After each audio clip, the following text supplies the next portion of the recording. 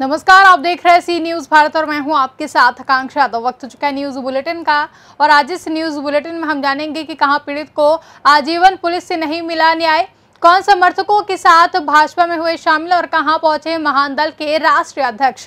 ये सब जानेंगे विस्तार से। तो चलिए निगाह डालते हैं इस वक्त की खास खबरों पर।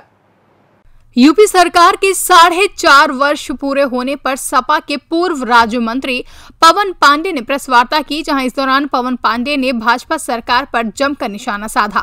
योगी सरकार के 4.5 वर्ष पूरे होने पर सपा के पूर्व राज्य मंत्री पवन पांडे ने कहा कि 4.5 साल प्रदेश में जंगल राज रहा। इस दौरान लोगों की हत्याएं हुई, लोग मारे गए, लोगों पर फर्जी मुकदमे लगाए गए, बहन बेटियों की इज्जत के साथ खिलवाड़ हुआ। अयोध्या में हो रहे पिछड़ा वर्ग सम्मेलन पर पवन पांडे ने कहा कि अब पिछड़ा वर्ग को चिढ़ाने जैसा है। पटेल समाज, निषाद समाज, विश्वकर्मा समाज, राजभर समाज, पिछड़े वर्ग के लोगों की हत्या हुई, लोग मारे गए हैं, अपमानित किए गए हैं। ये है योगी सरकार की 4.5 साल की उपलब्धियां। योगी आदित्यनाथ सरकार का इस 4.5 साल उत्तर प्रदेश में जंगल राज के जैसा रहा है। लोगों की हत्याएं हुई हैं, लोग मारे गए हैं, लोगों पर फर्जी मुकदमे लगाए गए, बहन बेटियों की इज्जत और अस्मत के साथ खिलवाड़ हुआ है। आज योगी आदित्यनाथ जी अयोध्या में पिछड़े वर्ग के सम्मेलन को संबोधित करने आ रहे हैं। ये पिछड़े वर्ग को चिढ़ाने जैसा है। पटेल समाज, निषाद समाज, विश्वकर्मा समाज, राजभर समाज, पिछड़े वर्ग के लोगों की हत्याएं हुई हैं, लोग मारे गए हैं, फर्जी मुकदमे लगे हैं, अपमानित किए गए हैं। यह है योगी सरकार की 4.5 साल की उपलब्धि। मैं कहना चाहता हूं, चाहे अगड़ा हो, चाहे पिछड़ा हो, चाहे दलित मुसलमान हो, सारे लोग अपमानित किए गए हैं, मारे गए हैं, फर्जी मुकदमे लगाए गए हैं। यह काम 4.5 साल की योगी आदित्यनाथ की सरकार में हुआ है। आज डिप्टी सीएम भी मैंने सुना आ रहे हैं। क्या डिप्टी सीएम साहब वो दिन भूल गए कि नक्सी से उनकी नेम प्लेट उखाड़ दी गई थी? क्या डिप्टी सीएम साहब वो दिन भूल गए कि जब उनकी स्टूल पे बैठे हुए फोटो वायरल की गई थी? अभी जब कल्याण सिंह जी का देहांत हुआ था तो कुछ नेता सोफे पे थे और बीच में नेता एक कुर्सी बैठाए गए थे, उसकी फोटो भी वायरल हुई थी। पिछड़े वर्ग के आते हैं वो भी। तो पिछड़े वर्ग का जो सम्मान भारतीय जनता पार्टी में है, उसको ये पिछड़े वर्ग के नेता स्वयं जानते हैं। उनकी आत्मा रोती होगी कि वो किस दल में राजनीति कर रहे हैं। अगर पिछड़े वर्ग को किसी ने सम्मान दिया है, उनके हक और अधिकार की लड़ाई को लड़ा है, आवाज को मजबूत किया है, तो उस नेता का नाम केवल आदरणीय मुलायम सिंह यादव जी, आदरणीय अखिलेश यादव जी और समाजवादी पार्टी है। पिछड़ा, दलित, मुसलमान, ब्राह्मण कौन नहीं मारा गया? आप बताइए। प्रबुद्ध सम्मेलन कर रहे हैं, कबीर तिवारी को न्याय दिया, खुशी दुबे आज तक जेल में है, इंद्रकांत त्रिपाठी के जो कप्तान साहब ने जिन्होंने हत्या कराई, उनके घर पे क्या बुलडोजर चला? अयोध्या से सी न्यूज संवाददाता पूर्व पाठक की रिपोर्ट। मुल्ताई पवित्र नगरी की राजनीति में प्रधानमंत्री नरेंद्र मोदी के जन्मदिन के अवसर पर एक बड़ा परिवर्तन सामने आया है। नगर के तेज तर्रार 2 युवा नेता कीर्ति यादव और शैलेंद्र पवार ने प्रधानमंत्री के जन्मदिन पर विजय भवन बैतुल पहुंचकर भाजपा की सदस्यता ली। फिलहाल पूरे नगर में इस बड़े परिवर्तन को लेकर चौक चौराहों पर जमकर चर्चा छिड़ी हुई है। अब इन दोनों युवा नेताओं के भाजपा में शामिल होने के बाद शहर के राजनीतिक पटल पर आने वाले समय की राजनीति गतिविधियों को लेकर समीकरण बनना भी शुरू हो गया है। गौरतलब है कि युवा नेता कीर्ति यादव और शैलेंद्र पवार दोनों की ही अपनी अलग पहचान है। अब दोनों के भाजपा में शामिल होने के बाद नगर की राजनीति में क्या उथल पुथल होता है, या तो वक्त ही बताएगा। लेकिन यह कहा जा सकता है कि इन दोनों युवा नेताओं के भाजपा में शामिल होने के बाद अब मुल्ताई क्षेत्र की राजधानी में निश्चित तौर पर बदलाव के संकेत नजर आ रहे हैं। आयोजन में विशेष रूप से मनीष माथनकार, संदीप भार्गव, महेंद्र जैन समेत कई कार्यकर्ता उपस्थित रहे। बैतूल से सी न्यूज संवाददाता संदीप वाइकर की रिपोर्ट। खबर बिहार के बगहा से है, जहां काली स्थान दुर्गा समिति के सदस्यों के द्वारा एक बैठक कर इस वर्ष दुर्गा पूजा शांतिपूर्ण संपन्न कराने को लेकर बैठक आयोजित की गई, जिसमें समिति ने अध्यक्ष, सचिव, कोषाध्यक्ष का चुनाव भी किया। वहीं बैठक में कोरोना गाइडलाइन का पालन करते हुए दुर्गा पूजा संपन्न कराने पर चर्चा की गई, जिसमें सभी सदस्यों ने अपनी सहमति व्यक्त की है। वहीं बैठक में दीनानाथ को अध्यक्ष, सिंटू सिंह को उपाध्यक्ष व बजरंग बैरागिया को कोषाध्यक्ष चुना गया है। वहीं सदस्य के रूप में उमेश बैसारिया, पप्पू, पिंटू गुप्ता, बबलू गुप्ता, राजन कुमार आदि बनाए गए हैं। क्या मीटिंग हुआ है? ये श्री काली स्थान दुर्गा पूजा समिति का जो बगहा के सबसे प्राचीनतम पूजा में इसको माना जाता है। यहीं से इस पूजा की उत्पत्ति हुई। बगहा में मूर्ति पूजन माता रानी की कब हुई थी? ये सन 1966 में हुई थी।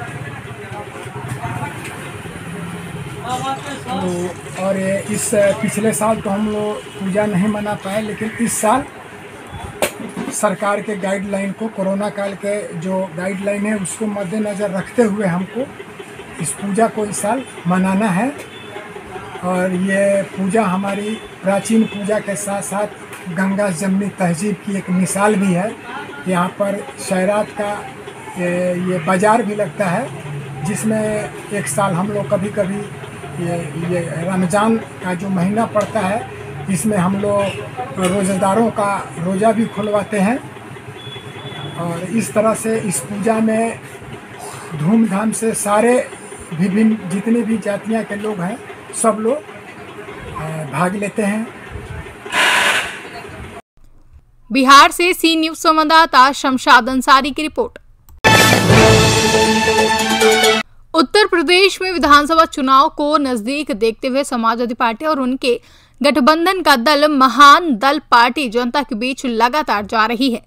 इसी बीच आज महान दल के राष्ट्रीय अध्यक्ष केशव देव मौर्य बदायूं के रास्ते जनपद कासगंज के सहावर पहुंचे, जहां उनका जोर शोर से स्वागत किया गया। उन्होंने नगर पंचायत अध्यक्ष जाहिदा सुल्तान के आवास पर बैठक को संबोधित किया, जहां बैठक संबोधित करते हुए केशव देव ने प्रदेश की भाजपा सरकार पर जमकर हमला बोला। उन्होंने कहा कि प्रदेश में अभी झूठों की सरकार चल रही है, जो युवाओं को रोजगार के नाम पर बेवकूफ बना रहे हैं तथा प्रदेश में महंगाई चरम सीमा पर है, जहां पेट्रोल, डीजल और गैस के दाम आसमान छू रहे हैं। हम चाहते हैं कि सपा सरकार आए और बेरोजगार युवाओं को रोजगार मिले, महंगाई से निजात मिले। उन्होंने प्रधानमंत्री पर तंज कसते हुए कहा कि देश के प्रधानमंत्री जुमलेबाजी करने से बाज नहीं आते हैं। देश को विकास की जरूरत है, युवाओं को रोजगार की जरूरत है, लेकिन प्रधानमंत्री जनता को ना तो विकास दे पा रहे हैं और ना ही रोजगार। आज यहाँ पे आए, क्या मोटिव है आपका यहाँ पे आने का? आज रैली नहीं है, कल बदायूं में रैली हुई थी ऐतिहासिक बहुत बड़ी।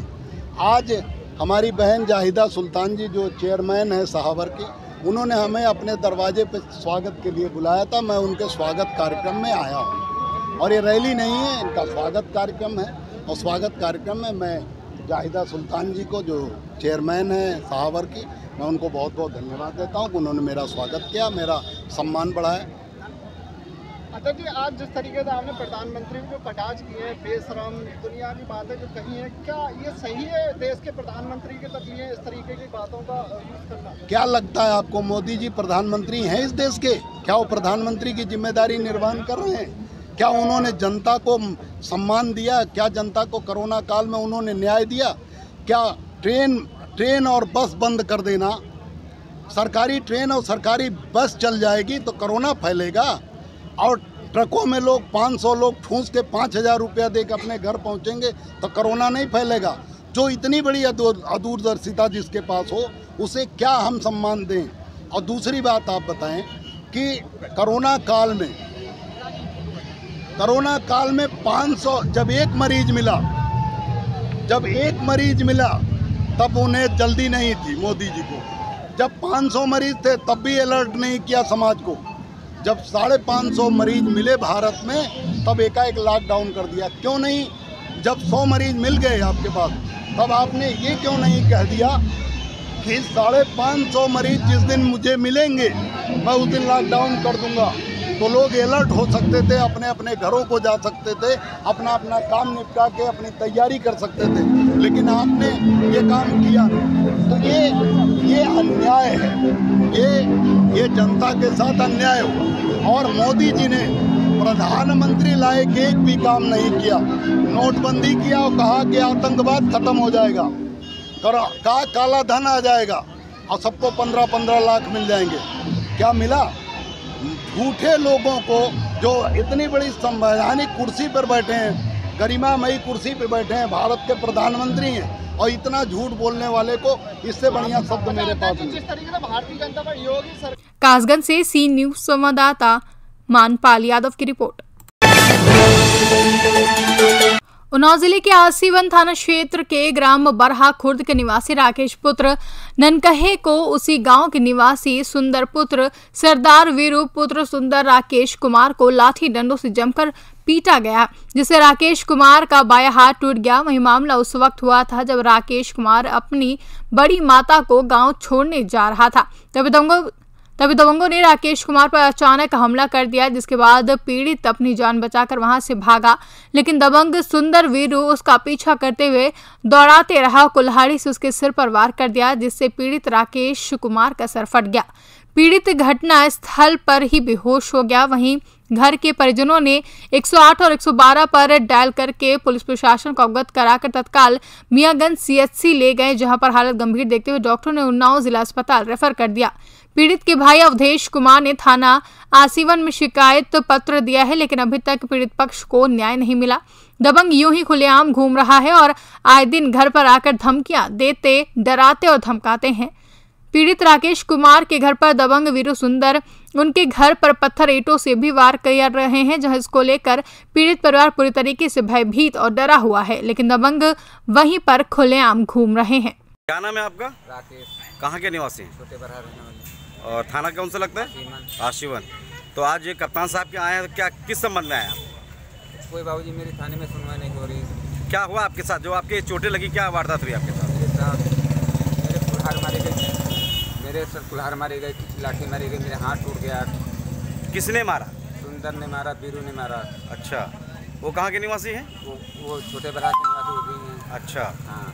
और पुलिस को सुना नहीं करे, पुलिस न पकड़ा है न धकड़ा, कुछ नहीं किया। नहीं, किस संबंध में मारा? कुछ झगड़े हुए, बवाल हुए, किस संबंध में उन्होंने आपके वार किया आपके ऊपर?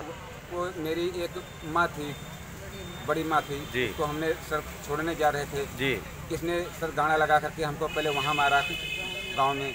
उसके बाद सर हम वहाँ से भगे घर पर आए, वहाँ से हमको कुल्हाड़ी से मारने लगे सर। कुल्हाड़ी से मारा? कुल्हाड़ी से मारा। अच्छा, कहाँ चोट आई आपको? सर खोपड़े की हड्डी टूटे हैं, ये गट्टा टूटा है सर। अच्छा, ये भी आपको चोट आई है ना?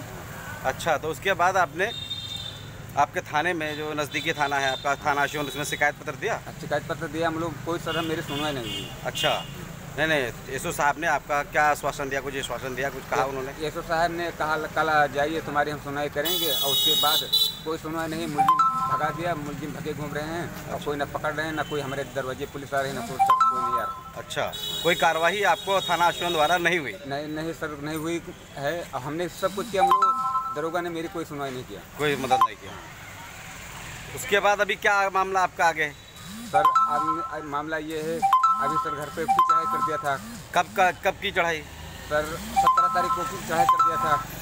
अच्छा, किसने की? सुंदर बीरू ने, अब उसका साथ में दामाद था। अच्छा, दोबारा फिर आपने थाने में एप्लीकेशन दिया? हाँ सर, एप्लीकेशन फिर दिया हमने। फिर क्या वही थाने से एप्लीकेशन दिया? जब एप्लीकेशन सर दिया तो मेरी फिर कोई सुनवाई नहीं हुई। अच्छा, तो इसीलिए आप जो है आज कप्तान साहब को शिकायत पत्र देने आए? हाँ, शिकायत पत्र कप्तान साहब को। अच्छा, अगर यहाँ पे आपकी सुनवाई नहीं हुई तो आगे क्या कदम उठाएंगे आप? सर जो नहीं सुनवाई हो रही तो सर फिर हम आगे कहीं देखेंगे सर। हाँ सर, एक मिनट आप कौन है इनकी? हम हमारे पति हैं। अच्छा, तो क्या वारदात हुई इनके साथ?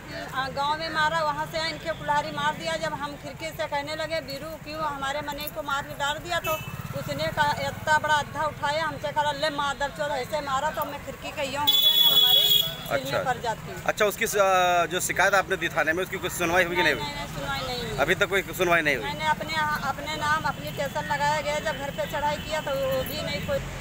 अगर आपकी यहाँ सुनवाई नहीं हो रही तो आप क्या करेंगे आगे? अब हमारी सुनवाई साहब नहीं करें तो अपने आप हत्या करेंगे अपन। अच्छा, मैं गरीब आदमी हूँ, कहाँ से क्या करें? जब नहीं सुनवाई होगी तो आप हत्या तो करना। क्या नाम है आपका? जी अवधेश कुमार। हाँ, तो ये आपकी जिनको चोट लगी कौन है आपके? ये हमारे भाई भी हैं। अच्छा, भाई हैं, तो कैसे चोट लगी है? ये हमारे जो बीरू और सुंदर जो है, पहले भोपाल के दुआरे मारा। अच्छा, उसके बाद आके घर पे आए, घर पे उन्होंने कुल्हाड़ मार दी। अच्छा, उसके बाद हमने 112 खून मिलाया जी, 108 को खून मिलाया, 112 आई, जी। फिर मियाँज अस्पताल ले गए। अच्छा। अस्पताल से रेफर कर दिया जिला अस्पताल के लिए सर। जी। फिर हम आजीवन थाने गए तो जो हमने एप्लीकेशन दे रहे थे वो दरोगा जी ने नहीं लिखाया, फिर अपनी मन की मतलब लिखाया। अच्छा अच्छा, मतलब कोई कार्रवाई हुई नहीं। अच्छा अच्छा, उसके बाद में जो बता रहे हैं आपके पिताजी, फिर दोबारा दबंगों ने हमला किया, फिर चढ़ाई किया। अच्छा। एप्लीकेशन देने गई। अच्छा। कोई सुनवाई नहीं। अभी तक मतलब कोई कार्रवाई सुनवाई आपके साथ नहीं हुई? कुछ नहीं हुआ सर। अच्छा अच्छा, तो आज आप जिला कप्तान साहब के आए, अगर यहाँ से आपको न्याय नहीं मिलता तो आप क्या करेंगे? सर फिर अपनी हत्या करें। आत्महत्या करने के लिए मजबूर हो? जी सर।